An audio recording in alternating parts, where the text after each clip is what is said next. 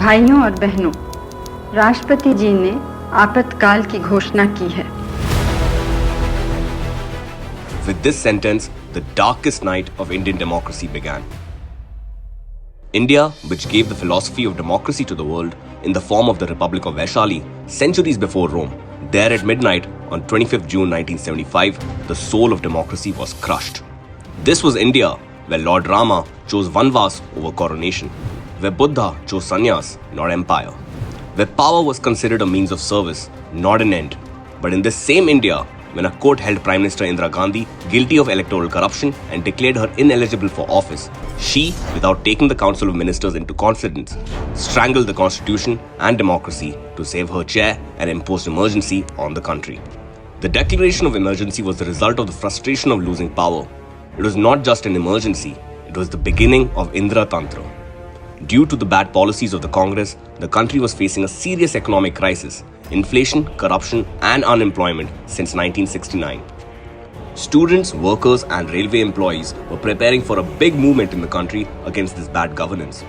Meanwhile, Shri Jai Prakash Narayan ji called for Sampoorna Kranti, which transformed the political movement into a mass movement. This was the moment when power faced an open challenge from the people for the first time, and the walls of power in Delhi started shaking. And then on 12th June 1975 came that historic decision when in the case of Indira Gandhi versus Raj Narayan, the Allahabad High Court held Indira Gandhi guilty of misuse of government machinery and cancelled her election and also barred her from contesting elections for 6 years. This was the moment when democracy and dictatorship stood face to face. Indira Gandhi chose the path to end democracy. The emergency was not just a misuse of a constitutional provision, it was the murder of democracy. It was the murder of the constitution made by Baba Saheb Ambedkar ji. It was an insult to the freedom for which millions of people had sacrificed everything. During the emergency, democracy in India was taken over by the Indira Gandhi government and a harsh wave of oppression was launched against the opposition. As soon as the emergency was imposed, opposition leaders across the country were arrested and jailed overnight. Shri Jai Prakash Narayan ji, Shri Atal Bihari Vajpayee ji, Shri L.K. Advani ji, Shri George Fernandez ji were all sent to jail without trial or warrant. More than 1 lakh citizens were imprisoned under laws like MISA and DIR. During this period, dozens of people died in jails while fighting the Congress dictatorship. Many big opposition leaders became seriously ill due to being in jail for many months. Lok Nayak Jai Prakash Narayan ji's kidneys got damaged, due to which he eventually died. Shri Atal Bihari Vajpayee ji's health also deteriorated in jail, due to which he also had to be hospitalized for many months. During the emergency, Shri Rajnath Singh ji was also imprisoned for many months. Meanwhile, even when his mother passed away, he was not granted bail to attend the funeral. The judiciary, which is supposed to protect justice, became the target of a cruel plan to control the justice system itself. When the prisoners sought justice, even the Supreme Court bowed down to power. In the ADM Jabalpur case, 4 out of 5 judges agreed that citizens do not have the right to life and liberty during the emergency. Only one judge, H.R. Khanna, opposed it and said, if there is no right to life and liberty, then what is the meaning of the other rights? As a result, he was not made the Chief Justice despite being senior. Whereas in 1973, when the decision was given in favor of the government in the Keshav Nanda Bharti case, Indira Gandhi broke the tradition of seniority and rewarded A.N. Rai by making him the CJI. At the same time, the voice of the media was forcefully shut down as censorship blocked the press after the emergency was declared. The electricity of the press offices on Bahadur Shah Zafar Marg in Delhi was cut off at midnight so that no newspaper could print news of the emergency the next morning. Along with this, censorship was imposed on the media all over the country, under which newspapers had to print every material with the permission of the government. Journalists were intimidated and threatened. The Press Council of India was dissolved. Newspapers like the Indian Express and the Statesman printed front pages blank in protest against this dictatorship. The soul of the nation, the Constitution, was also attacked as its importance was reduced for political gains. In a period of emergency, the government tried to weaken the democratic institutions and make power autocratic by making several amendments to the Constitution. Under the 38th Amendment in 1975, the decisions of the President and the Council of Ministers were taken out of judicial review, so that no legal questions could be raised on the decisions of the government. After this, in the 39th Amendment, the illegal election of Indira Gandhi was exempted from court scrutiny, and in a way, the post of Prime Minister was placed above the law. The 40th Amendment gave the government complete control over land and natural resources, thereby limiting the property rights of citizens and the role of courts. Through the 41st Amendment in 1976, the service period of the officers of the Public Service Commissions was increased so that the government could keep its loyal officers in office for 2 additional years. This was against the principles of fair administration.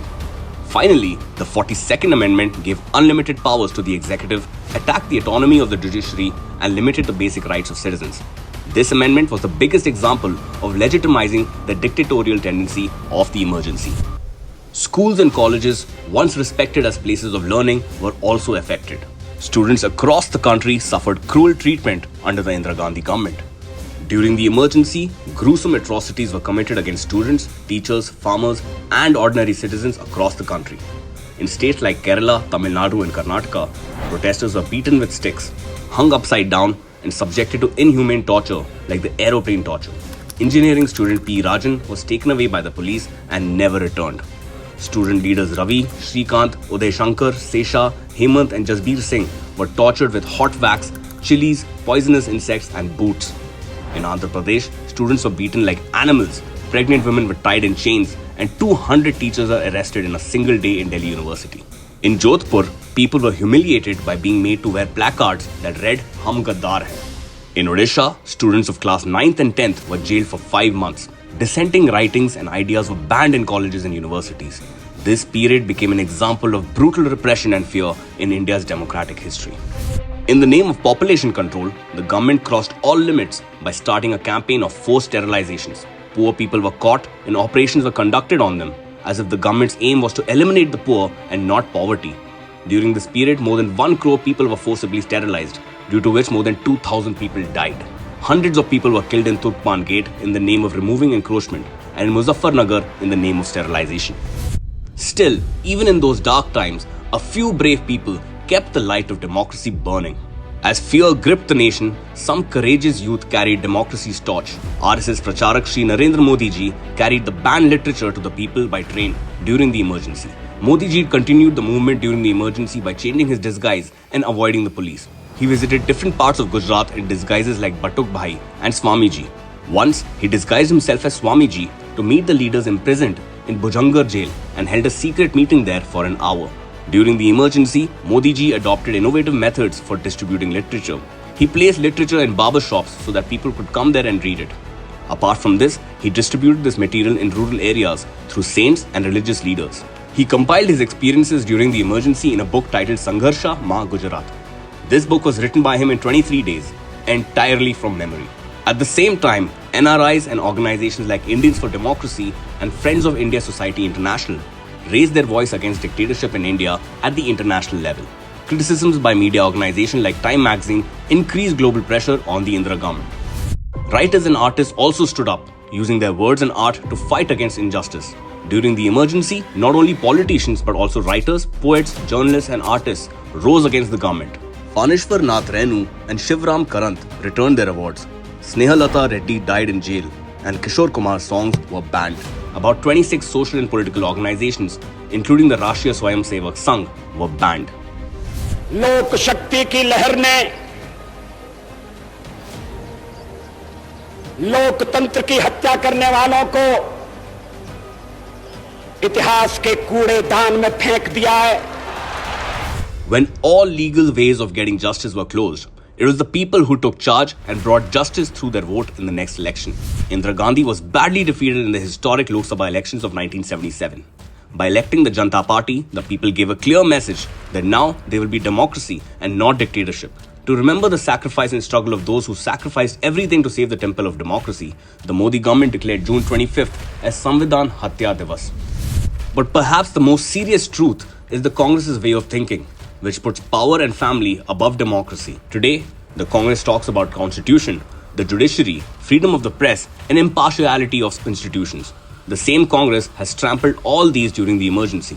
Trampled the constitution, strangled the press, abolished the autonomy of the court, misused the agencies, and crushed the opposition. The emergency taught the country that democracy has to be kept alive through sacrifices.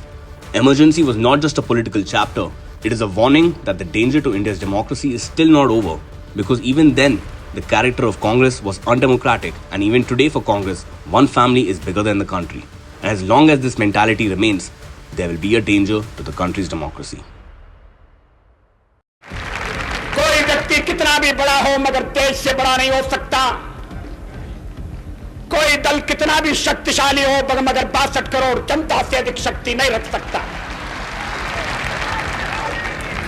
व्यक्ति आएंगे चले जाएंगे, पार्टियां बनेंगी बिगड़ेंगी, नई पार्टियां जन्मेंगी, सरकारें कायम होंगी बदलेंगी, मगर कश्मीर से लेकर कन्याकुमारी तक फैला हुआ भारत अपनी सनातन संस्कृति के साथ आधुनिकता का वर्ण करने के लिए अमरकाल तक इस तीर्थ यात्रा में चलता रहेगा।